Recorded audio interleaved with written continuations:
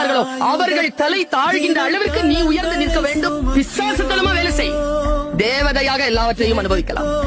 ஏதேனும் அவமானம் உங்களுக்கு நேர்ந்தால் அங்க வந்து நீங்க அதை லேடரா மாத்துங்க.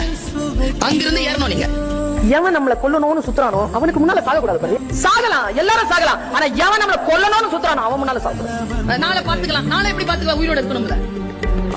இருந்தாலும் அந்த மைண்ட் வரணும்ல, அந்த எனர்ஜி வரும். அந்த ஸ்பாட்ல அந்த நிமிடத்துல ஜெயிக்கணும். அதுக்கு பேர் தான் ஜெயிக்கிறது. அம்மா சொல்லுவாங்க, காட்டு வழியா போறியா, பூவையோ கனியையோ பாக்குறியா, அறுத்துரு, திரும்பி வரும்போது பாத்துக்கலாம், அப்படி விடாத. வாழ்க்கையும் அப்படித்தான். என்ன முடியுமோ அவ்வளவு பறிச்சு உறிஞ்சி எடுத்துட்டு வெளியில ஓடிடும். நாலேஜ் அப்படி வாங்கிட்டு போய்கிட்டு எத்தனை பேர் தோல்வி அடைந்திருக்கிறீர்கள் நாளை என்று தள்ளி போட்டுட்டு. ஜெயிக்கிறவங்களுக்கு உங்களுக்கும் இருக்கக்கூடிய ஒரே வித்தியாசம், காலத்தால் அவன் பயிர் செய்தான், நீ காலத்தை கைவிட்டு விட்டு பிறகு பார்த்துக் கொள்ளலாம் என்று இருந்தாய். மகிழ்ந்திருக்கு. வாழ்க்கையின் உயிரோடு இருக்கக்கூடிய வினாடிகளே மகிழ்வதற்காக